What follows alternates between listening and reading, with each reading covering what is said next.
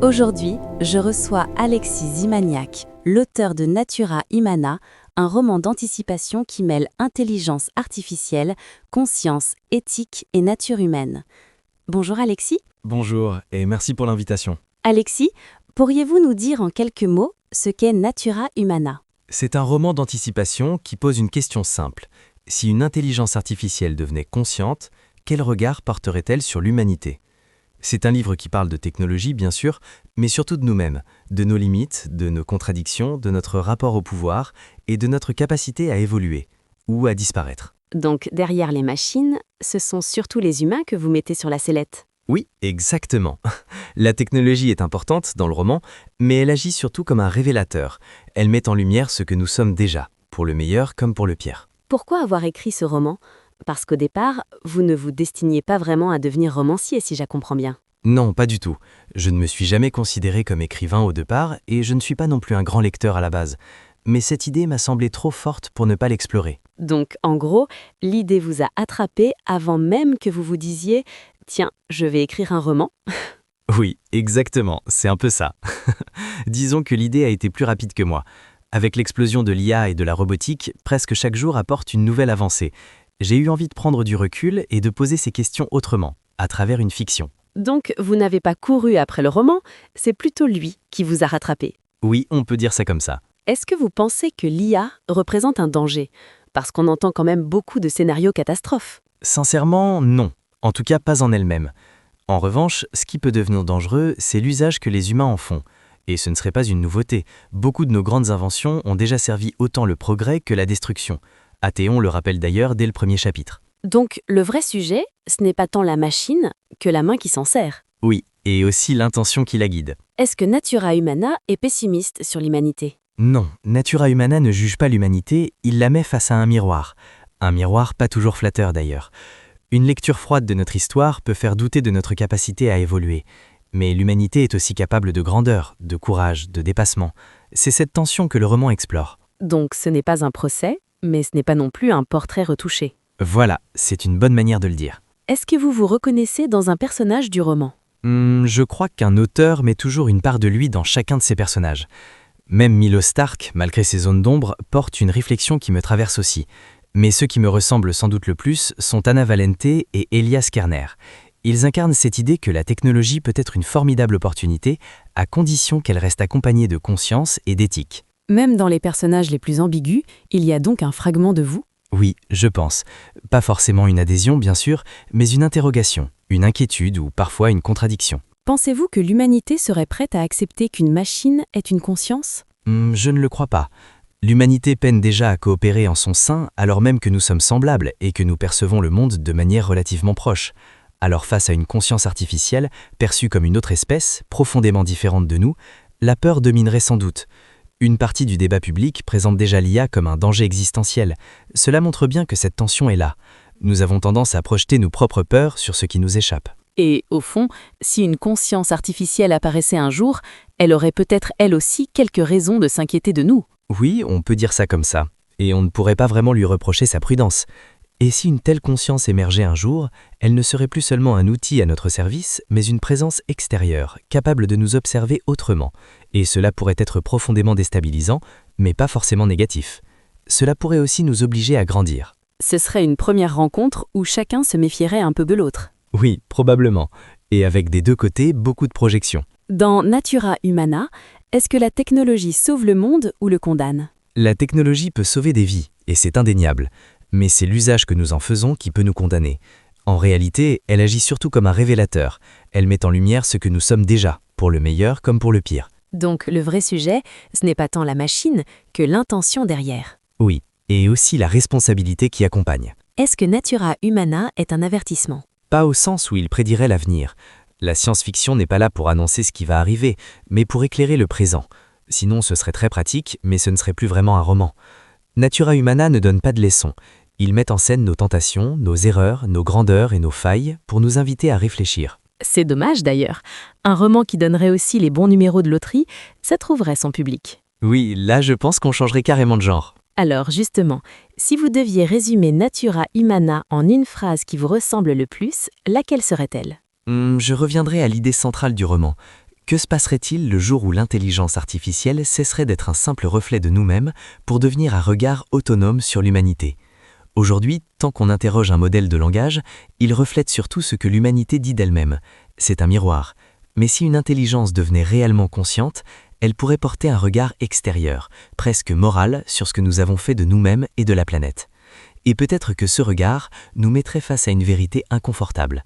Nous sommes capables d'une immense intelligence et d'une immense absurdité. Donc le basculement, ce serait le moment où le miroir cesserait d'être passif et commencerait à nous regarder en retour. Oui, et ce moment-là changerait tout. Au fond, Natura Humana, c'est un roman sur la technologie ou sur la nature humaine. La technologie est le déclencheur. Elle rend possible l'apparition d'une intelligence à notre niveau, peut-être même d'une nouvelle forme de conscience.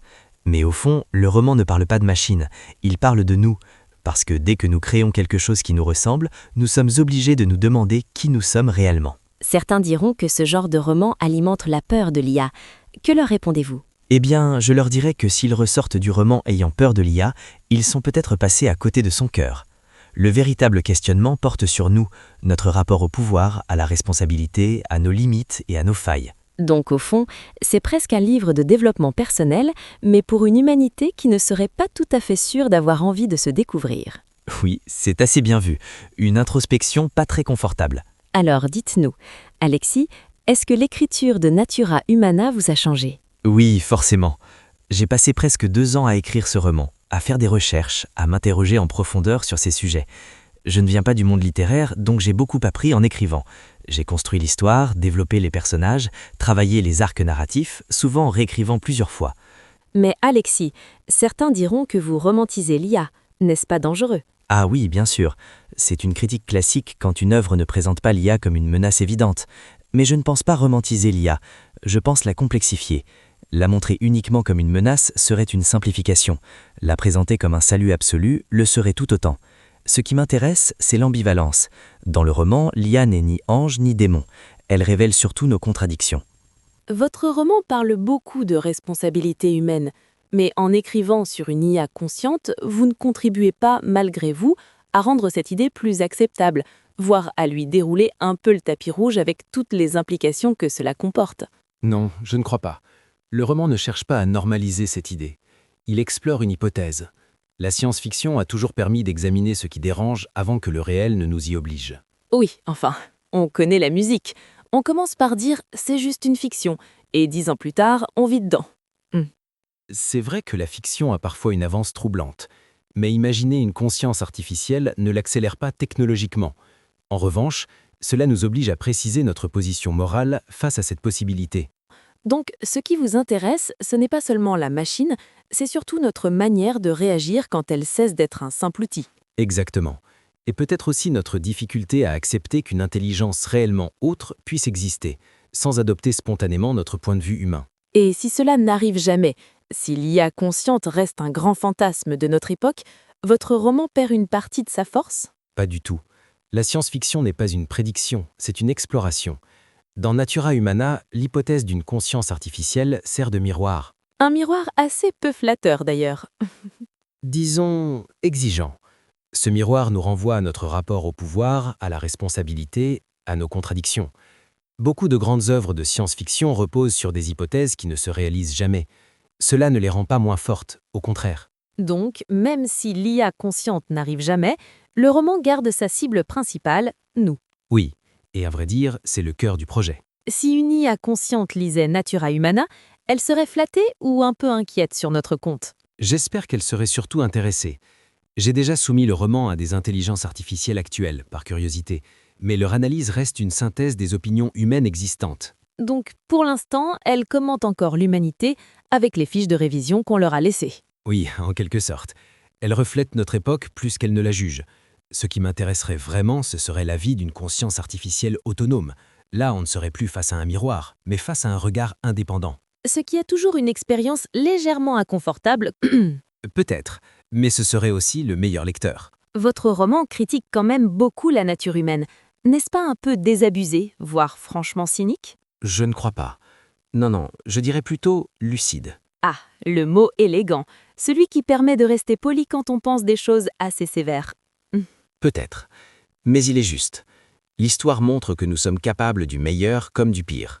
Le roman ne condamne pas l'humanité, il la confronte à sa complexité. Donc, vous ne dites pas l'humain est perdu, vous dites plutôt l'humain est face à lui-même. Oui, et ce face-à-face devient plus urgent quand la technologie amplifie tout, nos qualités comme nos dérives. Alexis, est-ce que vous avez peur de l'avenir? Je ne dirais pas que j'ai peur, mais je suis attentif. Nous vivons une période de transformation rapide, avec des choix technologiques qui ont désormais une portée civilisationnelle. Rien que ça. Donc, en gros, plus personne n'a vraiment le luxe de dire « ce n'est qu'un gadget ». Oui, certains outils ne sont plus de simples outils. Ils modifient nos usages, nos décisions, notre rapport à la vérité, parfois même notre vision de l'humain. Et c'est là que la fiction peut être utile. Oui, parce qu'elle permet d'ouvrir ces questions sans les réduire à un débat purement technique. Natura Humana n'est pas qu'un roman. Pourquoi avoir créé des chansons pour l'accompagner? Un roman ambitieux, en général, se contente déjà d'être un roman ambitieux. Parce que le roman pose des questions alors que la musique les fait ressentir. Je ne voulais pas seulement raconter une histoire, je voulais aussi créer une immersion. Donc, vous vous êtes dit, ce livre interroge déjà l'avenir de l'humanité, ajoutons-y maintenant une bande-son. Dit comme ça, c'est un peu audacieux, oui. Mais l'idée était vraiment celle-là. Prolonger l'expérience autrement. Nous vivons déjà dans un monde hybride, entre texte, images, son et technologie. Il m'a semblé naturel que Natura Humana dépasse le cadre du livre. Ce qui est assez cohérent avec un roman qui refuse justement de rester dans une seule case. Oui, le projet a suivi sa logique propre. Mais au-delà des chansons, il y a aussi vidéos, podcasts, approfondissements, commentaires sur certains chapitres. Était-il vraiment nécessaire d'aller aussi loin? Disons que quand un univers devient très dense, il appelle parfois d'autres formes, mais le roman reste le centre. Justement, objection possible, mais à force d'ajouter tout cela, ne risque-t-on pas de diluer la force du livre? Je ne le pense pas, parce que ces formats ne remplacent rien, ils prolongent. Le roman travaille la réflexion et la narration, la musique travaille l'émotion. Les podcasts donnent une autre présence aux personnages. Ce sont des formes complémentaires d'un même monde. En d'autres termes, ce n'est pas une dispersion, c'est une expansion maîtrisée. Voilà, c'est exactement cela. Le site permet d'aller plus loin pour ceux qui en avaient envie. Natura Humana, est-ce un projet artistique ou un projet idéologique très habilement déguisé en fiction? D'abord un projet artistique. C'est une histoire avec des personnages, des tensions, une immersion. Bien sûr, il y a une vision du monde derrière comme dans tout récit. Donc vous plaidez coupable, mais élégamment.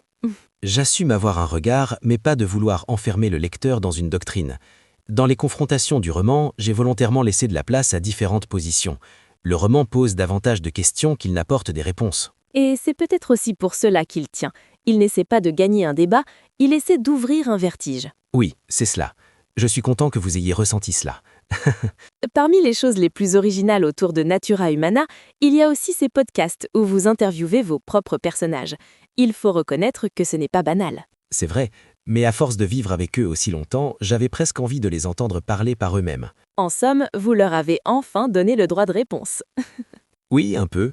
Le podcast m'a offert ça, une manière de les faire exister autrement, dans un format plus direct, plus vivant. Ce qui est tout de même une idée très commode. Quand vos personnages deviennent trop riches pour rester sages dans le roman, vous leur ouvrez un studio.